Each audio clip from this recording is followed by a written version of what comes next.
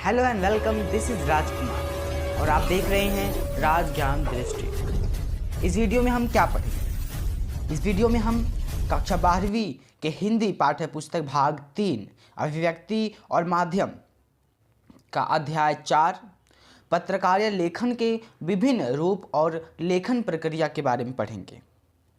इसमें हम विभिन्न उप विषयों जिसमें पत्रकारिता लेखन क्या है, समाचार कैसे लिखा जाता है, समाचार लेखन और 6 ककार कौन से हैं, फीचर क्या है, फीचर कैसे लिखे जाते हैं, विशेष रिपोर्ट कैसे लिखें, विचारपरक लेखन और लेख टिप्पणियाँ कैसे लिखी जाती है और संपादकीय कैसे लिखा जाता है। इन सभी विषयों पर हम विस्तार से चर्चा करेंगे। तो आइए शुरू करें अपने इस वीडियो की। महात्मा गांधी के इन कुछ सुंदर सी लाइनों के साथ, समाचार पत्रों में बड़ी शक्ति है, ठीक वैसे ही जैसे कि पानी के जबरदस्त प्रवाह में होती है।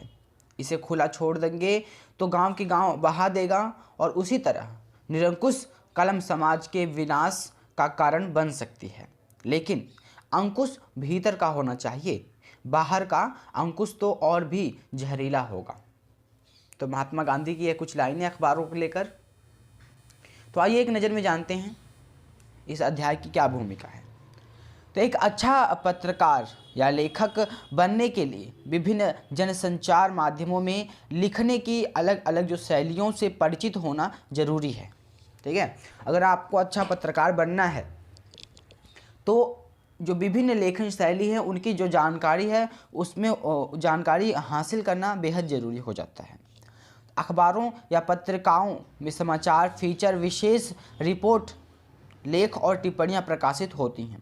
अब अखबारों में क्या क्या होता है? समाचार होते हैं, फीचर होता है, रिपोर्ट होती हैं, लेख होता है और टिप्पणियां। इन सब से अखबार बनता है। तो इन सबको लिखने की अलग अलग पद्धतियां होती हैं जिनका ध्यान रखा जाना चाहिए। अब हर चीज़ एक दूसरे से अलग है तो उसको लिखने का तरीका भी अलग है। तो इन लिखने के तरीक़ों को ही हम जानेंगे इस अध्याय में। तो समाचार लेखन में उल्टा पिरामिड शैली का जो उपयोग किया जाता है। अब समाचार जब हम लिखते हैं तो उसमें हम उल्टा पिरामिड शैली का पालन करते हैं। समाचार लिखते हुए 6 ककारों का ध्यान रखना जरूरी है। अब हम जब समाचार लिखते हैं तो उसमें 6 ककार, उनका ध्यान रखना जरूरी है। तो अब हम अलग अलग बातें पढ़ रहे हैं कि अलग अलग चीज़ें लिखने के लिए हम क्या अलग अलग बातें ध्यान सावधानियां रखते हैं। तो फीचर में उल्टा पिरामिड के बजाय फीचर की शुरुआत कहीं से भी हो सकती है। अब जैसा कि हमने पढ़ा, समाचार में उल्टा पिरामिड होता है लेकिन फीचर में ऐसा कुछ भी नहीं होता, हम कहीं से भी शुरू कर सकते हैं। जबकि विशेष रिपोर्ट के लेखन में तथ्यों की खोज और विश्लेषण पर जोर दिया जाता है। अब जो रिपोर्ट होती है उसमें क्या होता है, खास बात होती है कि उसमें तथ्य और विश्लेषण इस पर जोर दिया जाता है। समाचारों में विचारपरक लेखन जो होता है उसमें लेख, टिप्पणियों और संपादकीय लेखन में भी विचारों और विश्लेषण पर जोर दिया जाता है। तो यह अलग अलग लेखन शैलियों की अलग अलग खासियत हुई कि समाचार में उल्टा पिरामिड, फीचर में किसी भी प्रकार का कोई शैली का पालन नहीं करते हैं, कहीं से भी शुरू कर सकते हैं। और इसी तरह से रिपोर्ट में तथ्य विश्लेषण की जो है हमें ध्यान रखना पड़ता है। संपादकीय में भी उसमें विश्लेषणात्मक जो अध्ययन है और विचारों का सही ढंग से रखा जाना वो ध्यान रखना जरूरी होता है। अब आमतौर पर नए लेखन की अखबारों में लिखने और छपने की इच्छा होती है। अब हर कोई जो नया लेखक है उसको वो चाहता है कि जो भी मैं लिख रहा हूँ उसको अखबार में छापा जाए। ठीक है, तो यह बहुत स्वाभाविक है, लेकिन अखबारों के लिए लेखन आसान भी नहीं है। अब हर कोई अखबार में कुछ भी लिख के छपवा दे, इतना आसान नहीं होता है और मुश्किल भी नहीं होता है। ठीक है, अगर आप तौर तरीक़ों से कोई चीज़ लिख रहे हो, सभी मानकों पर खरे उतरे हो, तो जाहिर सी बात है कि आपका जो लेखन है वो छपेगा अखबार में। लेकिन जब पहले आप सावधानियों को बरतें तभी तो आसान इसलिए अगर आप पत्रकारिता लेखन के विभिन्न रूपों और उनकी लेखन प्रक्रिया की बारीकियों से परिचित हैं। अब जो भी लेखन प्रक्रिया की बारीकियां हैं उनसे अगर आप परिचित हैं तो यह बेहद आसान हो जाता है आपके लिए लेखन प्रक्रिया। तो अखबारों के लिए लिखना बहुत सहज और आसान है। लेकिन अगर आप पत्रकारीय लेखन की प्रक्रिया और उसके तौर तरीकों से वाकिफ ना हो तो आसान दिखने वाला लेखन क्या है, मुश्किल और पसीना छुड़ाने वाला साबित हो सकता है। अब जब पत्रकारीय लेखन की आप बारीकियों तौर तरीकों से वाकिफ नहीं होंगे, जानकार नहीं होंगे उसके, तो आपको बहुत मुश्किल लगेगी वह चीज़। तो बात सिर्फ इतनी सी है, अगर आपने सीखा है तो आपके लिए आसान है, अगर नहीं सीखा है तो वो मुश्किल है। तो उससे पहले हम इस बॉक्स में दी हुई कुछ जानकारियों को पढ़ते हैं। तो अच्छे लेखन के लिए ध्यान रखने योग्य बातें। अब जो भी हम अगर अच्छा लिखना चाहते हैं, किसी भी शैली में और किसी भी चीज़ में लिखना चाहते हैं, तो उसमें हमें किन बातों का ध्यान रखना चाहिए, ठीक है। तो छोटे वाक्य लिखें। अब क्या है, जो वाक्य है उनको छोटा से छोटा करके लिखो ताकि समझने में आसानी हो सके। जटिल वाक्य की तुलना में सरल वाक्य संरचना को वरीयता देनी चाहिए, ठीक है। जो वाक्य हैं उनको सरलता से लिखा जाना चाहिए ताकि हर कोई उसे आम बोलचाल की भाषा में उसे समझ सके। तो आम बोलचाल की भाषा और शब्दों का जो इस्तेमाल करना चाहिए और गैर जरूरी शब्दों का इस्तेमाल से बचना चाहिए, ठीक है। और शब्दों के उनको वास्तविक अर्थ समझकर ही प्रयोग करें।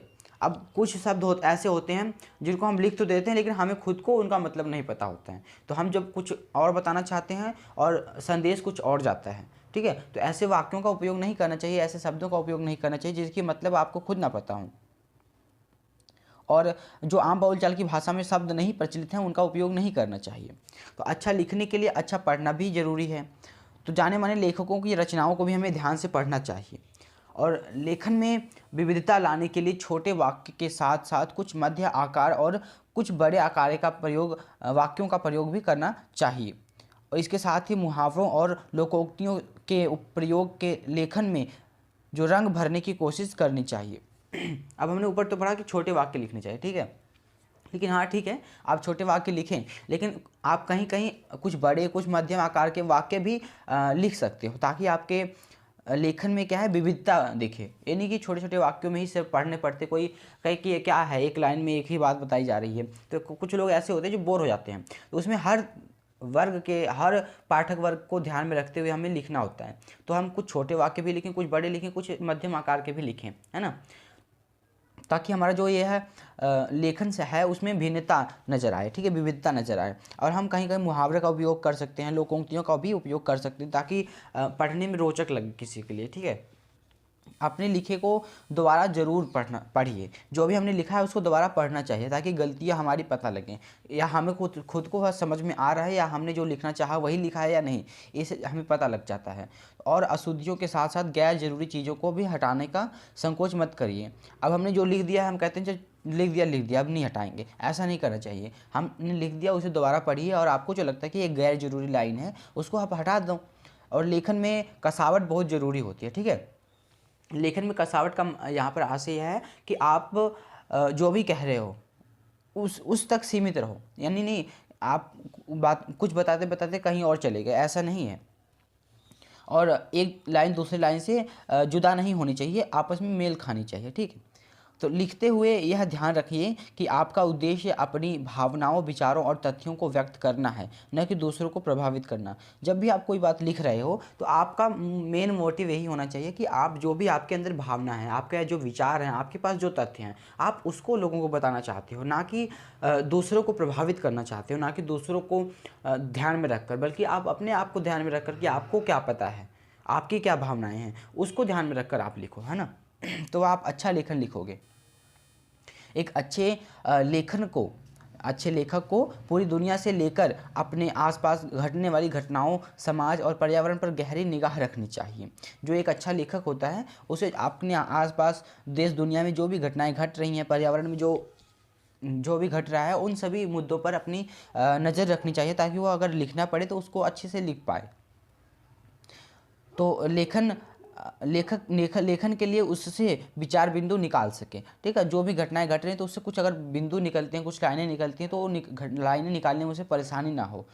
तो एक अच्छे लेखन में तथ्यों को जुटाने और किसी विषय पर बारीकी से विचार करने का धैर्य होना चाहिए। अब कोई भी विषय लिख रहे हो तो उसमें हमें तथ्य को जुटाना चाहिए, किसी भी चीज़ को अध्ययन करने के लिए बारीकी से विचार और धैर्य रखना चाहिए। अब आइए जानते हैं कि पत्रकारीय लेखन क्या है, ठीक है। अब हम अलग अलग विषयों को लेकर एक एक करके पढ़ेंगे। तो हम यहाँ पर जानेंगे कि पत्रकारीय लेखन क्या है। तो पत्रकारिता लेखन की दुनिया में आने की कोशिश करने वाले हर एक लेखक के लिए सबसे पहले यह समझना बहुत ज़रूरी है कि पत्रकारिता लेखन क्या है, समाज में उसकी भूमिका क्या है और वह अपनी इस भूमिका को कैसे पूरा कर सकता है। ठीक है, कोई भी अगर पत्रकारिता लेखन में जा रहा है तो सबसे पहले तो जानना पड़ेगा पत्रकारिता लेखन है क्या, उसकी क्या भूमिका है, उसका कितना महत्व है इस जगत में। तो दरअसल अखबार पाठकों को सूचना देने और जागरूक और शिक्षित बनाने और उनका मनोरंजन करने का दायित्व निभाते हैं। जो भी अखबार है किसी न किसी तरह से हमें सूचना देते हैं, हमें जागरूक करते हैं, हमें शिक्षित बनाते हैं या हमारा मनोरंजन करते हैं। ठीक है, ये सारे जो उनके दायित्व हैं वो निहित होते हैं किसी भी अखबार में। तो लोकतांत्रिक समाजों में वे एक पहरेदार, शिक्षक और जनमत निर्माता के तौर पर भी बहुत महत्वपूर्ण होते हैं। तो किसी ने कहा है कि जो अखबार हैं, जो पत्रकारिता है, वह हमारे लोकतंत्र का पहरेदार है। तो इसी तरह से वो हमारे लोकतंत्र का चौथा स्तंभ भी है ना। तो अब कहीं ना कहीं वह हमें शिक्षित भी करते हैं, हमारा जनमत का निर्माण भी करते हैं। कोई मुद्दा अगर कोई घटना घटी है अखबार में तो उसमें क्या है, एक तरफा जनता की राय निकल कर सामने आती है, कोई उसके पक्ष में हो जाता है तो कोई उसके विपक्ष में हो जाता है। तो इस तरह से जनमत का जो है निर्माण भी करता है अखबार। ठीक है, इस तरह से अपनी भूमिका को वह निभाता है। तो अपने पाठकों के लिए वे बाहरी दुनिया में खुलने वाली ऐसी खिड़की है जिसके जरिए असंख्य पाठक हर रोज़ सुबह देश दुनिया और अपने आस पड़ोस की घटनाओं, समस्याओं और मुद्दों, विचारों के से अवगत हो जाते हैं।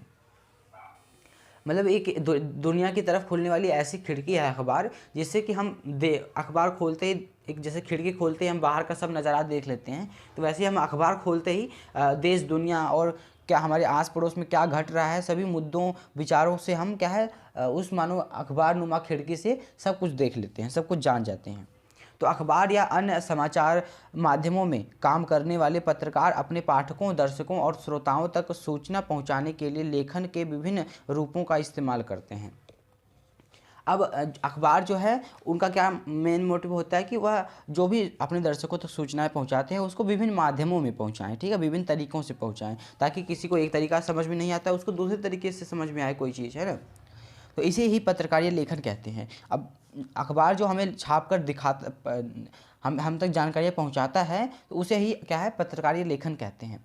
और इसके कई रूप हैं। तो अब जो पत्रकारिता लेखन है उसके क्या है कई रूप हैं। उसमें हम 3 प्रकार के पत्रकार को देखते हैं।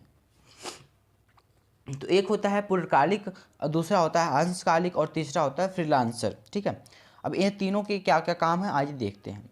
तो पूर्णकालिक जो पत्रकार है किसी भी समाचार संगठन में काम करने वाले नियमित वेतनभोगी कर्मचारी होते हैं। जैसे कि हर महीने की सैलरी लेने वाला कोई भी पत्रकार हुआ और उस अखबार से जुड़ा हुआ सालों साल काम करता हुआ, ठीक है, तो उसकी सैलरी क्या है हर महीने मिलती है उसे। तो वह क्या है पूरे दिन काम करता है, जो भी उसके काम के घंटे हैं उस पूरे घंटों में वह अखबार के लिए काम करेगा। तो वह एक तरह का पूर्णकालिक यानी कि पूरे दिन का पत्रकार होता है। ठीक है, अब जैसे कि अंशकालिक पत्रकार हुआ, तो अंशकालिक पत्रकार का क्या काम होता है कि किसी भी समाचार संगठन के लिए निश्चित मानदेय पर काम करने वाला पत्रकार, यानी कि एक निश्चित राशि उसे बता दी जाती है कि भाई हाँ 10,000 रुपये हैं आपको, इस राजनेता की अंदर की जो भी उसके राज हैं, उसके जो भ्रष्टाचार हैं उसको आपको उजागर करना है। ठीक है, हम आपको 10,000 रुपये देते हैं, अब आप इस राजनेता के विषय में जो भी भ्रष्टाचार है, जो भ्रष्टाचार की शिकायतें मिल रही हैं उसको आप जनता तक सामने लाओ, उसको उजागर करो। तो ये आपको एक प्रोजेक्ट दिया जाता है, तो वह उस प्रोजेक्ट को पूरा करके अपनी पेमेंट ले लेगा। बस उसको इतना तक मतलब होता है। उसको एक निश्चित राशि, चाहे वो 2 महीने के लिए काम कर रहा है चाहे 6 महीने के लिए काम कर रहा है, पूरी राशि उसे बता दी जाती है और उसे दे दी जाती है। वह अपना काम करके पूरा करके उसे दे देता है। तो यह होता है क्या है अंशकालिक पत्रकार। अब तीसरा जो है फ्रीलांसर पत्रकार, संबंध किसी खास अखबार से नहीं होता है। अब जो फ्रीलांसर होता है वो किसी खास अखबार से कोई संबंध नहीं रखता है, वो किसी अखबार के लिए काम नहीं करता है बल्कि सबके लिए काम करता है। कैसे आइए जाने। तो भुगतान के आधार पर अलग अलग अखबारों के लिए लिखता है। वह क्या है फ्रीलांसर जो है जैसा जो भुगतान करेगा वैसा वो उस अखबार के लिए लिखेगा, या उसके पास कोई सूचना पड़ी है, कोई जानकारी पड़ी है, तो अब विभिन्न अखबारों के पास जाएगा, वो कहेगा भाई आप इस मेरी सूचना का क्या दाम देना चाहोगे। तो अगर उससे जो भी अच्छा दाम देगा उसे अच्छे पैसा दे देगा, वह अपनी खबर को उस अखबार को बेच देगा। तो फ्रीलांसर कुछ इस तरह से काम करता है। अब ऐसे में यह समझना बहुत ज़रूरी है कि पत्रकारिता लेखन का संबंध और दायरा समसामयिक और वास्तविक घटनाओं और समस्याओं और मुद्दों से है। तो ठीक है, अब हालांकि यह माना जाता है कि पत्रकारिता जल्दी में लिखा गया साहित्य है। पत्रकारिता क्या है? एक जल्दी में लिखा गया साहित्य है। जब हम कुछ भी लिखते हैं वो क्या होता है? साहित्य होता है। तो इस तरह से पत्रकारिता भी एक तरह का साहित्य है, लेकिन हालांकि वह जल्दी में लिखा जाता है। अब लेकिन यह साहित्यिक और सृजनात्मक लेखन कविता, कहानी, उपन्यास आदि से इस मायने में अलग है कि इसका रिश्ता तथ्यों से है, न कि कल्पना से। अब हम कहेंगे जी अखबार तो साहित्य है और कहानी, उपन्यास, जो कविताएं होती है वह भी साहित्य हैं। तो इसमें अंतर क्या हुआ? अंतर यह है कि कहानी, कविता और उपन्यास में हम कल्पना कर सकते हैं, लेकिन अखबार में हम अपनी कल्पना को नहीं जोड़ सकते, बल्कि इसमें हम जो तथ्य है, जो साक्ष्य है हमारे पास, उनको हम लिखेंगे, ठीक है, ना कि अपनी कल्पना को हम उसमें छाप देंगे। ऐसा नहीं करेंगे। दूसरे पत्रकारिता लेखन साहित्य का सृजनात्मक लेखन से इस मायने में भी अलग है कि यह अनिवार्य रूप से तत्कालिकता और अगले पाठकों की रुचियों और ज़रूरतों को ध्यान में रखकर किया जाने वाला लेखन है। ठीक है, यह क्या है? पत्रकारिता क्या है कि तत्काल में जो ज़रूरत है, जो मांग है दर्शकों की, उसको ध्यान में रखकर यह लेखन किया जाता है। जबकि साहित्यिक रचनात्मक लेखन में लेखक को काफ़ी छूट होती है, और अखबार और पत्रिका के लिए लिखने वाले लेखक और पत्रकार को यह हमेशा याद रखना चाहिए कि वह विशाल समुदाय के लिए लिख रहा है, और इसमें एक विशाल विश्वविद्यालय के कुलपति, सरीखे विद्वान से लेकर कम पढ़ा लिखा मजदूर और किसान शामिल हैं। अब जो भी लिखने वाला लेखक है या पत्रकार है, उसको इस बात का ध्यान रखना होता है कि जो भी वो लिख रहा है वह लिखा हुआ क्या है, हज़ारों लोगों तक जाएगा, एक साथ जाएगा।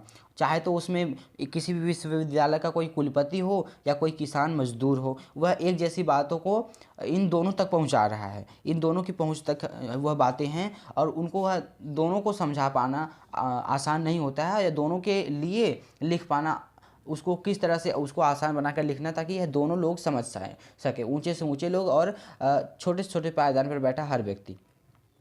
तो इसलिए उसकी लेखन शैली और भाषा और गुण से गुण विषय की प्रस्तुति ऐसी सहज, सरल और रोचक होनी चाहिए कि वह आसानी से सबकी समझ में आ जाए। तो जो भी वह लिख रहा है उसकी सरलता, सहजता उसमें ऐसी होनी चाहिए कि उसे हर व्यक्ति को समझा पाने में वह सक्षम हो। पत्रकारिता, ठीक है।